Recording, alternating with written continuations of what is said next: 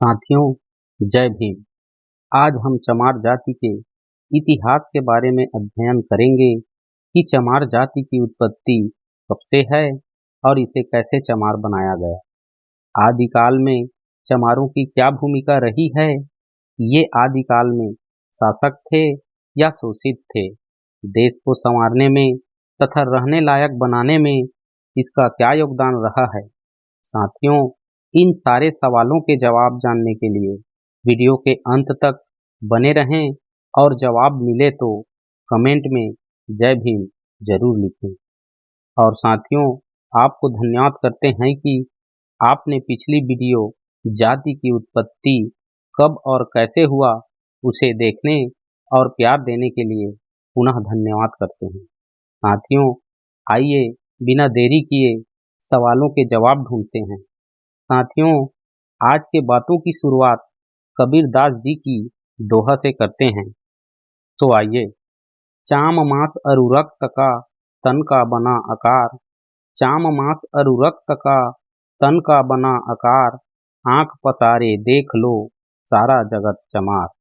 साथियों, चमार जाति की उत्पत्ति के बारे में मनु अपने शास्त्रों में बताते हैं कि निषाद पिता और वैदेही माता के द्वारा उत्पन्न संतान को करवार तथा ब्राह्मण पुरुष और शूद्र माता से उत्पन्न हो उसे निषाद, और वैश्य पिता और ब्राह्मणी माता के कोख से उत्पन्न संतान वैदेही कहलाता है। साथियों, मनु शास्त्रों में ये भी बताता है कि मछुआरा जाति के पुरुष और चंडाल स्त्री से उत्पन्न चमार कहलाता है।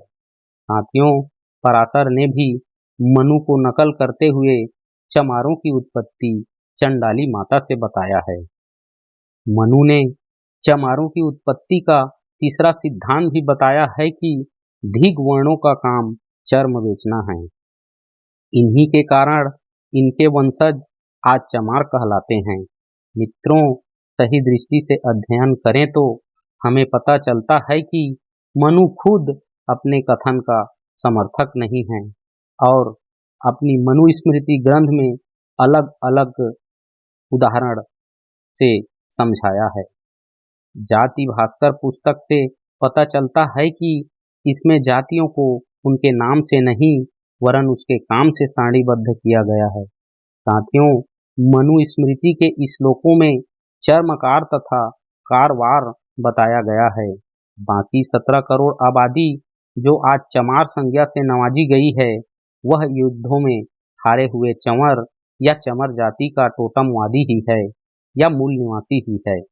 ये वही बहादुर जन हैं जिनके बारे में महाभारत और मनुस्मृति कहती है कि ये अमुक वंश ब्राह्मणों से प्रतिस्पर्धा करने तथा ब्राह्मणों का दर्शन न करने के कारण आज नीचा या नीचता का संज्ञान दिया जाता है। साथियों, किंवदंतियों में बताया गया है कि एक राजा के 2 बेटियां चामू और बामू थी और दोनों के 2 पुत्र थे, जिसमें एक का नाम बलिष्ठ था।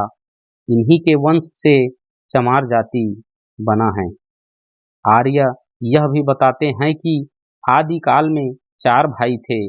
पहला कुमार, दूसरा सनक, तीसरा सदन और चौथा सनत, जिन्होंने साथियों वैदिक यज्ञ करवाया था जिसमें पशु की बलि दी गई थी। मित्रों, उस समय बड़े भाई कुमार की पत्नी गर्भवती थी। जिसने बलि दी गई पशु का मांस खाना चाहा तो कुमार ने लाकर उन्हें खिला दिया, जिसके कारण उनके भाइयों ने उसे समाज से बहिष्कृत कर दिया। उन्हीं के वंश को चमार कहा गया। साथियों, कुछ इतिहासकारों का मत है कि चमार जाति चरवाक धर्म से बताई जाती है, जो धर्म आत्मा परमात्मा, स्वर्ग नरक, लोक परलोक, देवी देवता कुछ भी नहीं मानता था। चरवाक देश मद्र देश या भद्र देश कहलाता था। इस देश में आज के कश्मीर, हिमाचल प्रदेश, राजस्थान, हरियाणा, उत्तर प्रदेश, मध्य प्रदेश इत्यादि प्रांत आते थे। इनके राजा चुमुरी था। इन्हीं के कारण चमार जाति बना। साथियों, करण सिंह दीवान जी बताते हैं कि आदि मानव के बीच एक महान ऋषि चंवर पैदा हुआ। वहीं चंवर ऋषि मानव सभ्यता में भगवान की तरह पूजे जाने लगे। उन्होंने मानव कल्याण के लिए तन ढकना, ओढ़ना, बिछाना और समाज को दिशा देने का काम किया। जिन्होंने ही मानव को पशुओं का चमड़ा उतारकर उसे पहनना, ओढ़ना, बिछाना तथा विभिन्न उपयोग की वस्तुएं बनाना सिखाया। बाद में इन्हीं चंवर ऋषि के अनुयायियों को चमार कहा जाने लगा। साथियों, चमार जाति का अंतिम शासक सुदास को माना जाता है। देवासुर संग्राम का युद्ध आर्यों और अनार्यों के बीच हुआ था। यह युद्ध इतिहास में 10 राज युद्ध के नाम से विख्यात है। इस युद्ध का उल्लेख ऋग्वेद में भी मिलता है। राजा सुदास एक प्रतापी राजा थे, जिसे इतिहास में असुर राजा से नवाजा गया है। साथियों, सुदास जी को 10 आर्य राजाओं ने मिलकर उनके साथ युद्ध किया था। ये 10 आर्य राजा थे अणु, द्रहु, यदु, तुर्वसु, पुरु, कुरु, त्रिशु, त्रिवी, मद्र तथा दुरु थे। इन्होंने छल कपट से राजा सुदास को हराया था।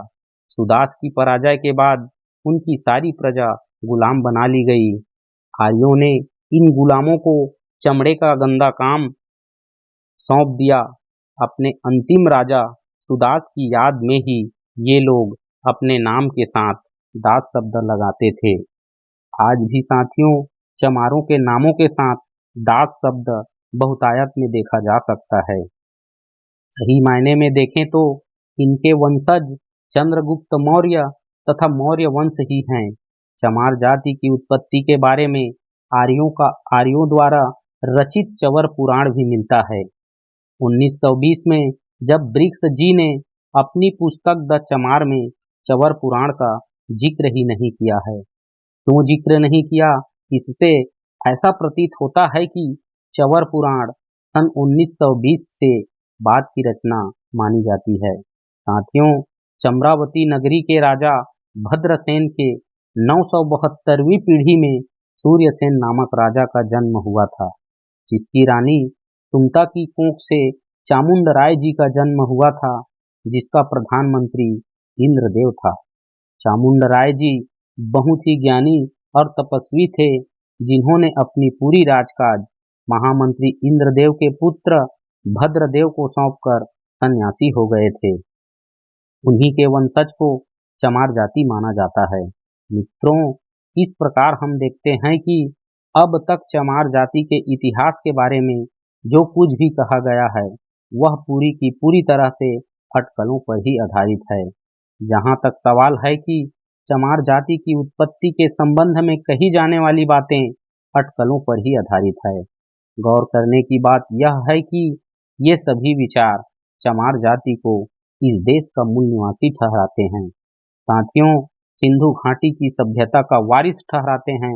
लेकिन साथियों, समस्या यह है कि सिंधु सभ्यता के प्रतापी योद्धाओं में ये सिर्फ चुमुरी, सुदास या बाद में चंद्रगुप्त मौर्य के नाम पर ही इनके वंशज चमार कैसे हो गए?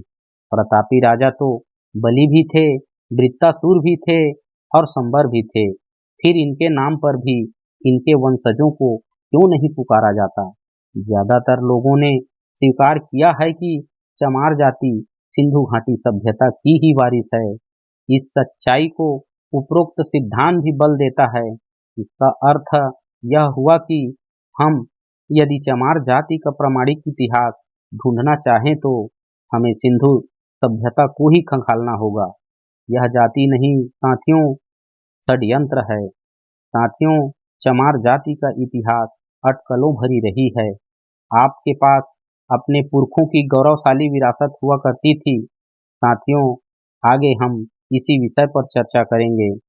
आपको चमार जाति की उत्पत्ति के सवालों का जवाब मिला होगा तो साथियों, हमारी और आपकी परिवार सफलता की कुंजी का हिस्सा बने और समाज में ज्ञान की दीपक जलाने के लिए लाइक, शेयर, कमेंट और सब्सक्राइब करें। जय भीम साथियों, नमो बुद्धाय, इनकलाब जिंदाबाद।